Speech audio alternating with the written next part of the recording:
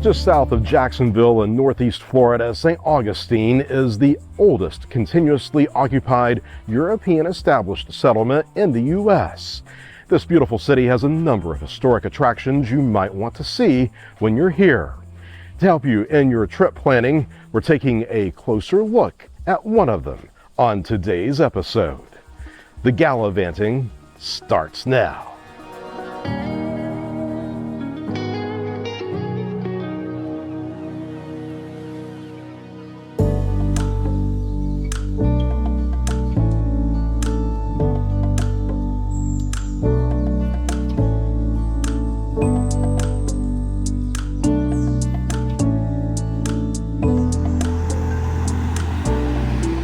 Next door to the Florida National Guard, the oldest house museum complex at 14 St. Francis Street offers a glimpse into the city's storied past.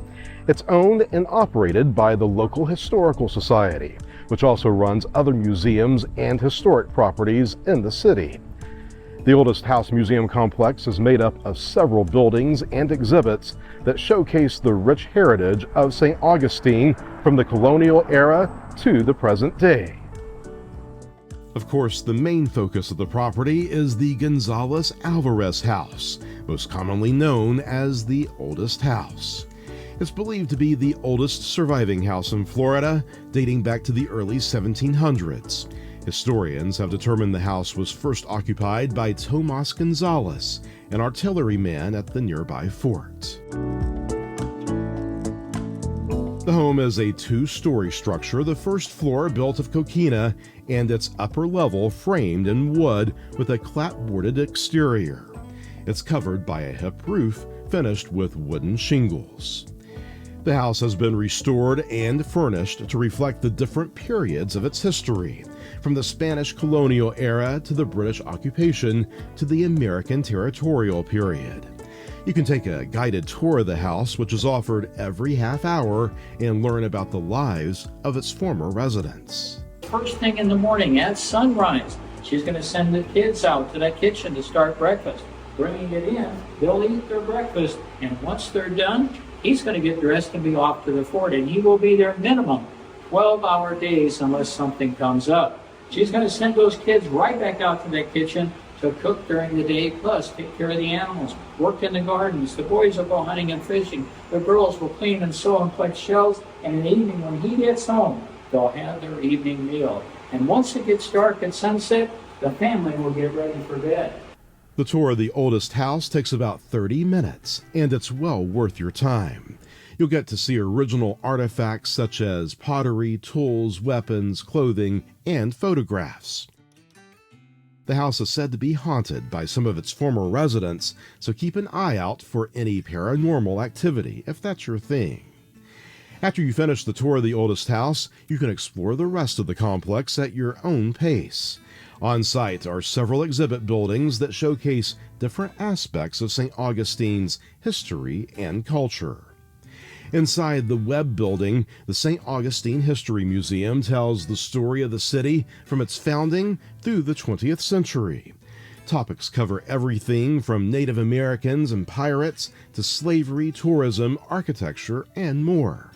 This museum is the oldest purpose-built museum in Florida.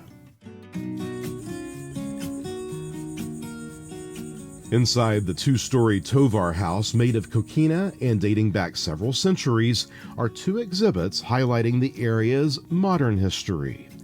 The St. Augustine Surf Culture Museum celebrates the local surf community, tracing its origins in the early 20th century to the present day. You'll see surfboards, photos, films, and other artifacts that document the legacy of wave riding in this area.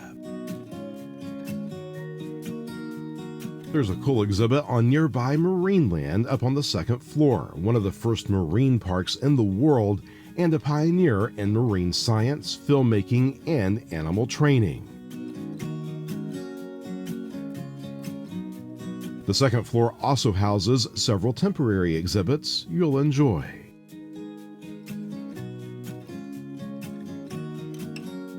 The 1964 Dunham Building is a reconstruction of a house from the late 1780s that sat on this site. The first floor houses the Page Edwards Gallery, displaying 5 centuries of Florida coastal maps. You can see how cartographers depicted this region over time and how their maps influenced exploration, trade, and warfare. The complex also has a replica colonial kitchen that shows how food was prepared in the 18th century. You can see a fireplace, a hearth oven, and various utensils, as well as ingredients that were used during that era. Don't forget to take in the beautiful Ornamental Garden featuring native plants and flowers.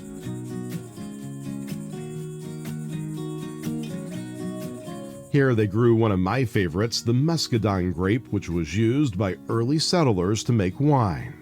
The garden is a peaceful oasis in the middle of the city and a great place to relax and take photos. Before you leave, pay a visit to the museum store. You can purchase everything from souvenirs and books to other items related to St. Augustine's history and culture.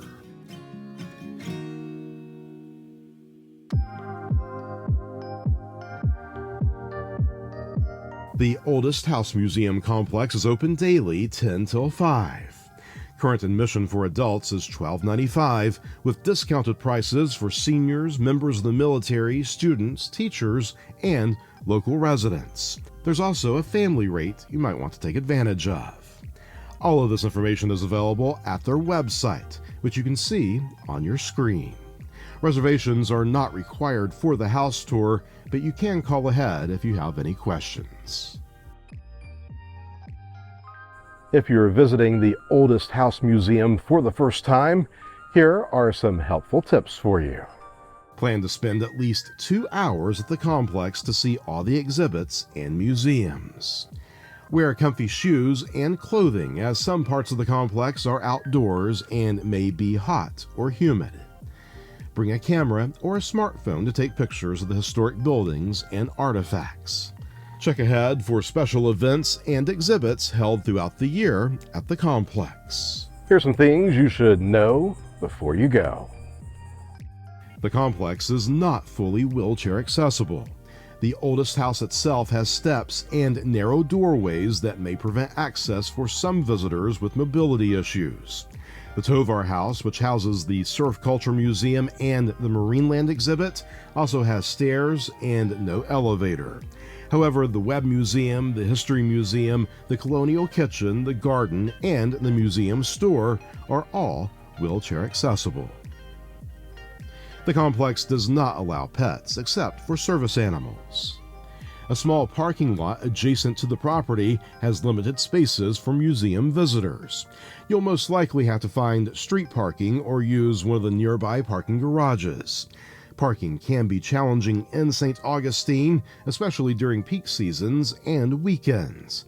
Visitors should plan ahead and arrive early to avoid parking hassles. Or you might want to use the Old Town Trolley or the Red Train to get to the complex, as both services have stops near the Oldest House.